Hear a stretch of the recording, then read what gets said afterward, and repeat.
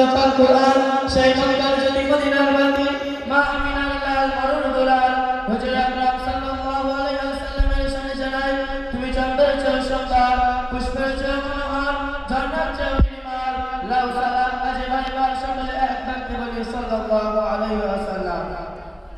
মঞ্চে উপবিষ্ট মাননীয় সভাপতি মহাশয়, পরম শ্রদ্ধেয় শিক্ষক মণ্ডলীগণ ও বিচারক মণ্ডলীগণ, আমার সম্মুখে বসে থাকা ছোট বড় স্নেহ সাথী ভাইয়েরা, দূর দূরান্ত থেকে আগত অতিথিবৃন্দ ও মেহমানগণ, সকলকে আমার অন্তরের অন্তঃস্থল থেকে সালাম ও শুভেচ্ছা জানিয়ে আমি আমার বক্তৃতার দিকে অগ্রসর হচ্ছি। মুক্ত ভারতী ভারতকে কয় আইন যেখানে ন্যায়ের শাসক সত্য বলে বন্দী হয়, অত্যাচারিত হয়ে যেখানে বলিতে পারে না অত্যাচারিত, মুক্ত ভারতকে ভারতকে কয়। শ্রোতা মণ্ডলী, আজ আমি আপনাদের সম্মুখে দণ্ডায়মান হয়েছি ঐক্যের আহ্বান সংক্রান্ত নাতিদের আলোকপাত করার প্রয়াস রাখছি। আল্লাহ তাআলা উত্তম সাহায্য করেন। বন্ধুগণ, বিগত 7 বছর পূর্বে এই ভারতবর্ষ যখন বিশ্বব্যাপী কয়দিন নামে স্মরণ করেছিল, কিন্তু কেন কোনদিনও কি একান্তে একটিবার নিস্তব্ধ অন্ধকারাচ্ছন্ন অমানুষিত সকল সমস্ত সৃষ্টি জীব ঘুমের সাগরে পাড়ি দেয়, তখন কি আপন মনকে জিজ্ঞাসা বা সমীক্ষা করে দেখেছে? না, আপনারা তা বুঝে দেখেননি। যদি সমীক্ষা করে দেখতেন তাহলে এই ভারতবর্ষকে স্বাধীন বদলে স্মরণ করতেন না, বরং কয়দিন নামে স্মরণ করতেন।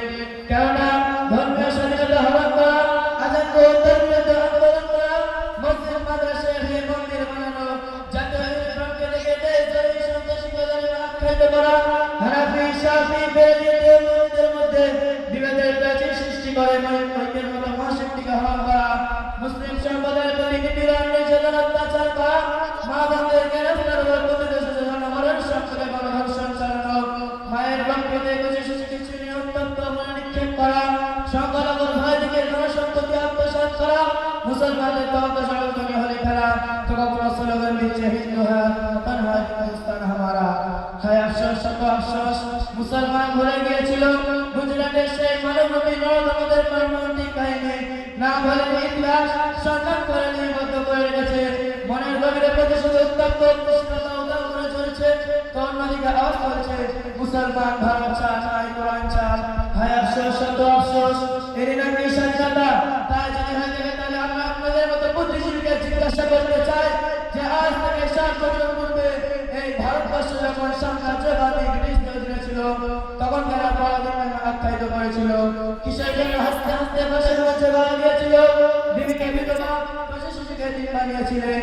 জাতি ধর্ম বর্ণ নির্বিশেষে এক প্ল্যাটফর্মে ঐক্যের মতো মহাশক্তিকে সঙ্গে নিয়ে সাম্রাজ্যবাদী ব্রিটিশকে বিতাড়িত করেছিলেন। কুল্লু জাহিদিল্লাদের এইদিকে দৃষ্টি নিক্ষেপ করে যে 200 বছর মুসলিম ইসলামরা ইসলাম ধর্মকে অপরাস্ত চলেছিল, তবে মনোবিদ হয়নি।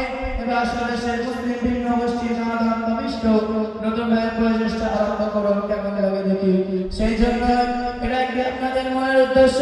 তাই যদি না হয় তাহলে কেন?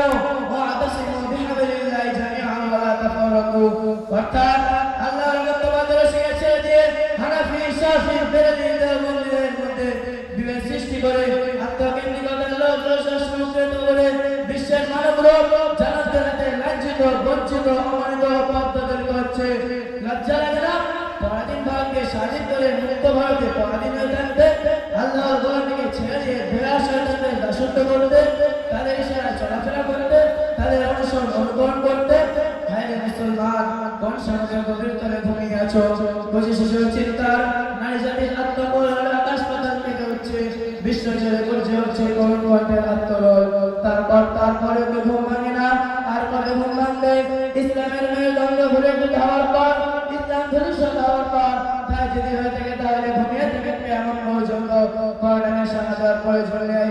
আর তা যদি না হয় তাহলে স্মরণ করুন কাজী নজরুল ইসলামের কবিতা দুর্গম গিরিখান্ডার মরুস্থল পারাপার, লঙ্ঘিতে হবে রাত্রি যাত্রীরা হুঁশিয়ার, দরিতেছে তরি ফুরিতেছে জল ভরিতেছে মাঝে পথ, ছিড়িয়েছে পার ফেলে দিবে হাত নাচি হিম্মত।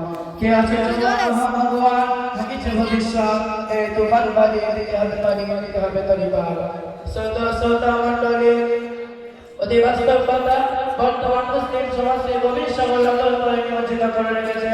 এমনই জানি জনসংখ্যা মরুভূমিতে তরলতা পতিত হয়েছে। আকাশ সর্বমকে সুতরাং সাগরের জল সৃষ্টি করতে হবে, জনশূন্য মরুভূমিতে করুণা নদী অরণ্যে পরিণত করতে হবে, ঘোর মানুষকে উজ্জ্বল দিগন্তে পরিণত করতে হবে, কাঁটাবি জনপদকে ফুলের রাস্তা বানাতে হবে। আরে এমন কঠিন যেমন কাজী নজরুল ইসলাম আপন কান্ডারি হুঁশিয়ারির মধ্যে বর্ণনা করেছে। ঠিক তেমনি তবে সমস্যা যতই জটিল হোক, পরিস্থিতি যতই কঠিন হোক, বিচলিত হলে চলবে না। সমস্যা মাত্রই সমাধান আছে, আছে তার সঠিক পন্থা। তবে এই কথা ছিল স্মরণীয়, মা ইদরাকু কুল্লুহু লা ইদরাকু কুল্লুহু, অর্থাৎ যেটা সম্পূর্ণরূপে বাস্তবায়ন করা সম্ভব নয় সেটা সম্পূর্ণরূপে পরিত্যাগ করা উচিত নয়। যতটা সম্ভব প্রচেষ্টা চালানো দরকার, ফলাফল সৃষ্টি জগতের স্রষ্টার হাতে। এদিকে দৃষ্টি জল নিক্ষেপ করে কোরআন হাদিসের জীবন বিধান সঙ্গে নিয়ে আল্লাহর একত্ববাদের ঐক্যের আওয়াজ তুলুন। বাতাসের গানে গানে, মানবের শিরে শিরে গর্জে তোলে ঐক্যের আওয়াজে ধ্বনি। যে মুরাব্বা আদমের সন্তান বিশ্বনবী সাল্লাল্লাহু আলাইহি ওয়াসাল্লামের উম্মত, দেখবেন গহনাতে বসুন্ধরা রহমতে জানা অবিরাম বর্তবর্ষ হচ্ছে। নৈতিক ধর্ম, নৈতিক স্বাধীনতা ফিরে পাবে, বিজয় হবে ইসলাম। তাই তো কবির কণ্ঠে ধ্বনিত হয়, বক্ষে আগুন আজও আছে মোর, আমি যে অগ্নিগিরি, সে অগ্নিশিখা বিষম রক্ত বিস্মৃতির পৃথিবী হয়ে পড়ে আছো আজ ভাইয়ের রক্ত ভোলা, তোমরা যে সারা পৃথিবী খাইবে বিষম তোলা। এই বলে আমি আমার বক্তব্য